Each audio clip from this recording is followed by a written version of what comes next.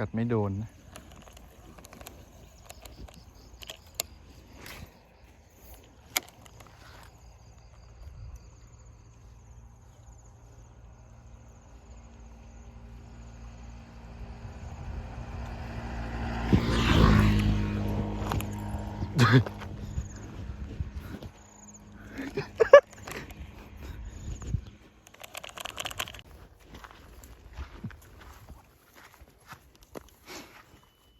ก็ยังเต็มปาก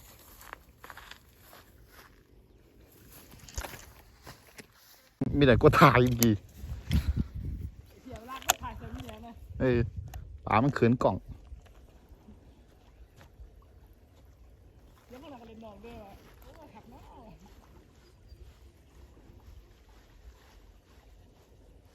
หลายยุ่นเนาะก็เพิ่งจับไปช่อนจับไม่หมดหรอกยาแมงไหลไปนี่วัวจับไปงานมันนี่ก็มี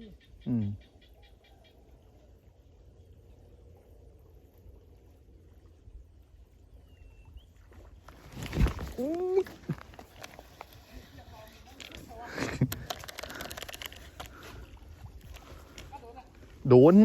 เบ็ดปิ่นเลยตายอยู่ใต้นี่ดิใต้ยาเนาะ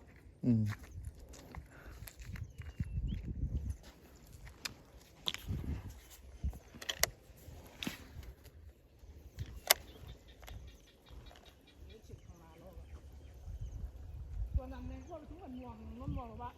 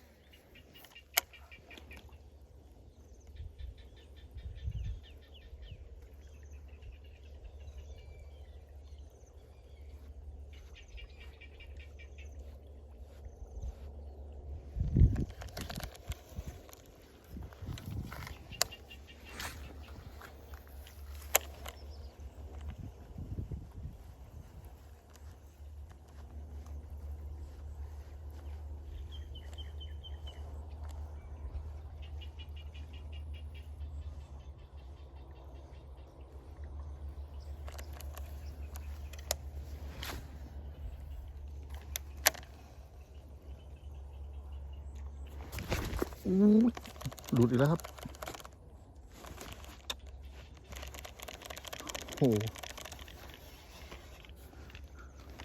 ต้องส่งแล้วนะ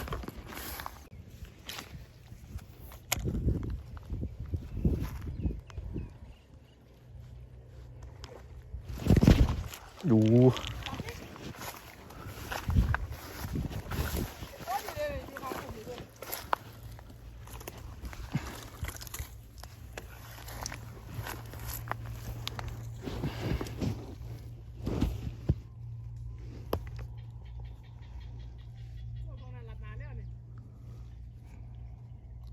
ตัวแรกครับกัดตุดไปหลายที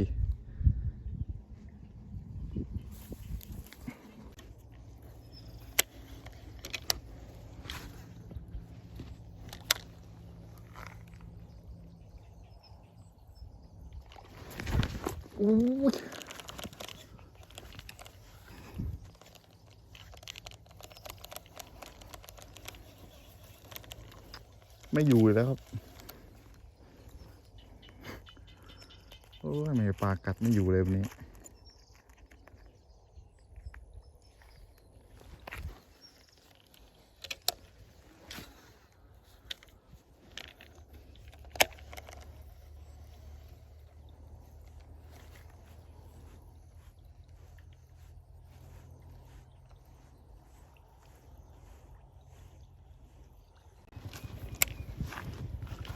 เราเพิ่งจับไปนี่วะ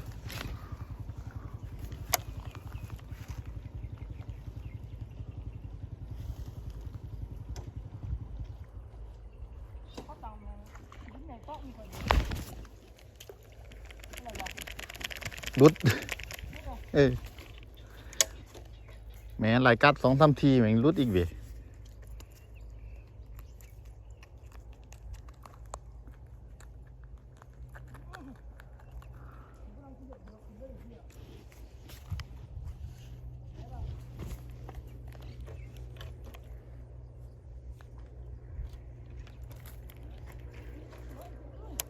ฮะ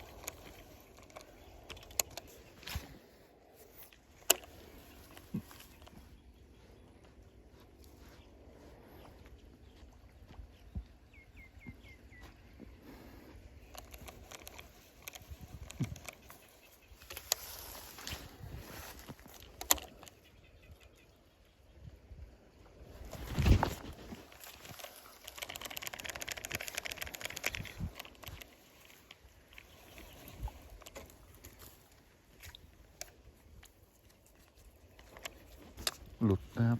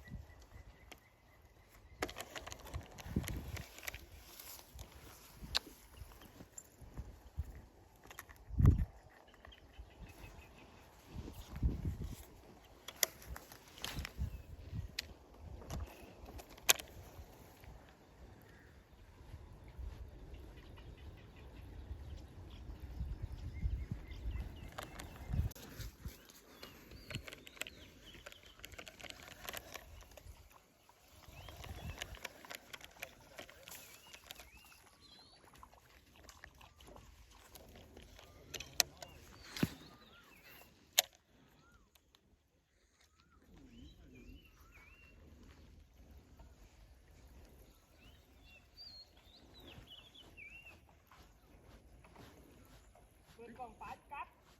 พี่กล่องยังเนี่ย หึ เห็นมันซื้อใหม่คนเดียวเช้าเลยเนี่ย จะตัดออกอากาศ ก็ออกอากาศพูดว่า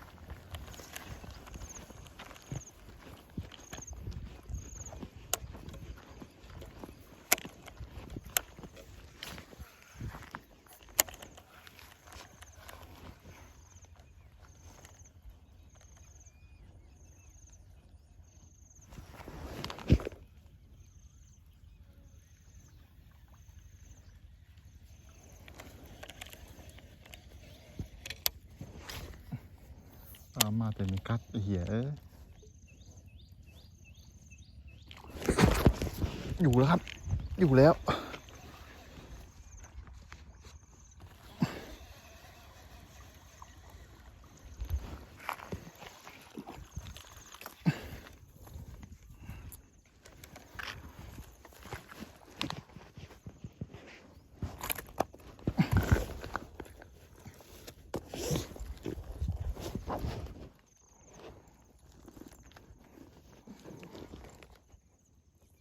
อีก1 ตัวครับ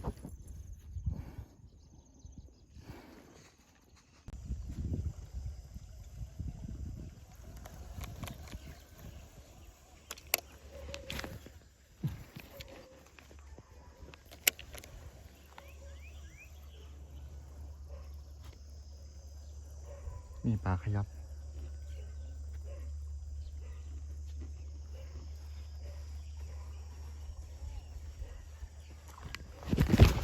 อุ้ยขาด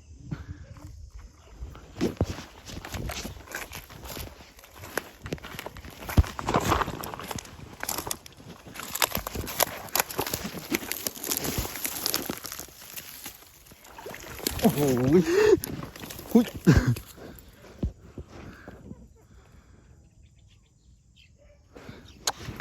ปลาหลุดไปแล้ว